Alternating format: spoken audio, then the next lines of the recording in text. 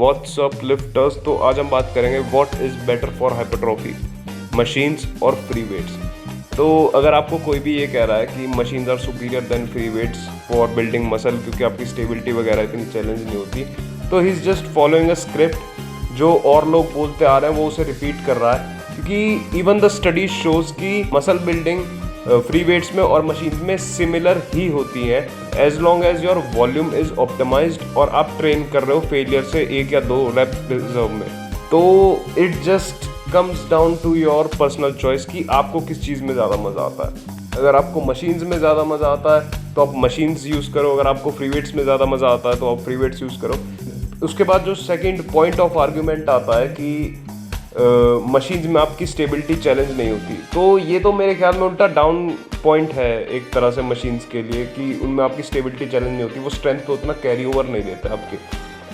तो मैं अपना एक्सपीरियंस शेयर करूँगा। मैं Bulgarian style of training use कर रहा था जिसमें हम बहुत फ्रीक्वेंटली 1 रैप मैक्सेस हिट करते हैं, तो मेरी नी में पेन आना चालू हो गया था स्क्वाट्स की वजह से। तो आई डिच्ड द स्क्वाट्स और मैंने हैक स्क्वाट्स करनी चालू कर दी and I got really strong at it. तो मेरी हैक स्क्वाट जब स्ट्रॉन्ग हुई तो उससे मेरी और किसी लिफ्ट पे कैरी ओवर नहीं आया। ऑफ कोर्स मेरे क्वाड्स ग्रो करे और मेरी हैक स्क्वाट स्ट्रॉन्ग हुई, पर उससे मेरी और किसी चीज़ पे कैरी ओवर नहीं आया क्योंकि स्टेबलाइजर्स वगैरह मेरे उतने चैलेंज हुए नहीं। पर अगर मैं स्क्वाट्स की बात करूं तो अगर मेरी स्क्वाट स्ट्रॉन्ग होती है, मेरी स्टेबलाइजर्स वगैरह स्ट्रॉन्ग होते हैं, मेरे कोर स्ट्रॉन्ग होती है, मेरे ग्लूट्स वगैरह भी ज़्यादा स्ट्रॉन्ग होते हैं, तो वो मेरी डेडलिफ्ट पे कैरी ओवर देते हैं। अब मेरी डेडलिफ्ट स्ट्रॉन्ग होती है तो उससे मेरी बेंड ओवर रोज पे कैरी ओवर आता है। अब मेरी बेंड ओवर रोज स्ट्रॉन्ग होती है तो उससे मेरे बाइसेप्स पे कैरी ओवर आता है। अब मेरे बाइसेप्स थोड़े स्ट्रॉन्ग हो गए तो उससे मेरी बेंड ओवर रोज पे कैरी ओवर आएगा। अब मेरी बेंड ओवर रोज और स्ट्रॉन्ग होगी तो उससे मेरी डेडलिफ्ट पे कैरी ओवर आएगा। और अब अगर मेरी डेडलिफ्ट और स्ट्रॉन्ग होगी तो उससे मेरे स्क्वाट्स पे कैरी ओवर आएगा। तो इट इज़ अ साइकिल, ऐसे पूरा चेन रिएक्शन होता है। अगर आप फ्री वेट्स की बात करो जो कि मशीन्स में नहीं होता है, machines are just one dimensional movement. आप मशीन पे स्ट्रॉन्ग हो गए तो आप मशीन पे ही स्ट्रॉन्ग हो गए, आपका वो और किसी मूवमेंट में उतना ज़्यादा कैरी ओवर नहीं देगा। एंड अगर आप इसमें ये कहो कि I do not care about strength, I just want to look strong, I don't want to be strong, तो स्ट्रेंथ और साइज हैंड इन हैंड जाती है। अगर आपकी स्ट्रेंथ बढ़ेगी तो आपका साइज बढ़ेगा ही बढ़ेगा।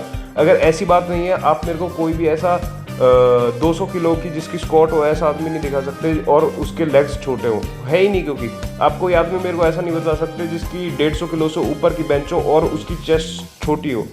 एंड नाउ इवन दो मैंने साइंटिफिक स्टडीज़ वगैरह इसमें मेंशन करी, मेरा ये मानना है कि किसी भी स्टडी को आप एज अ ओपिनियन लो, एज अ एब्सोल्यूट चीज़ मत लो।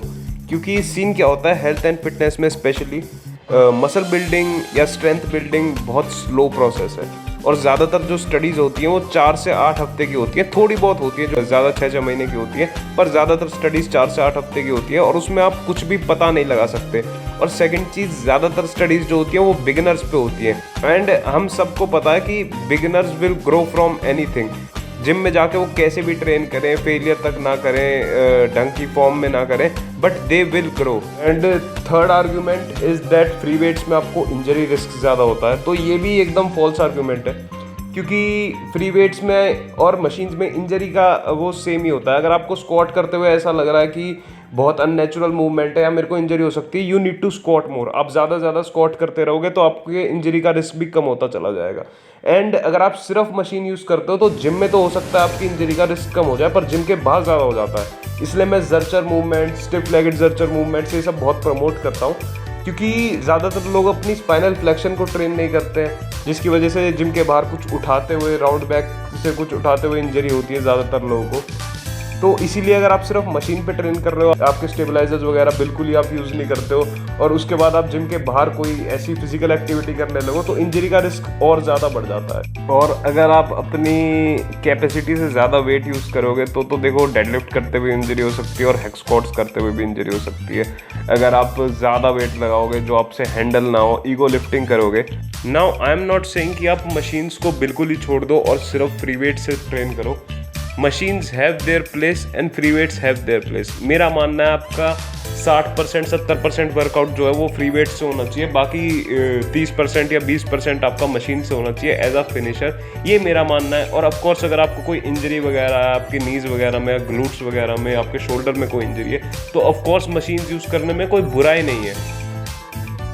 But I am just saying कि ऐसा कुछ नहीं है कि मशीन सुपीरियर है, फ्री वेट सुपीरियर है। दोनों के अपने प्रोज हैं, दोनों के अपने कॉन्स हैं, वो आपके ऊपर है, आपको क्या करना है।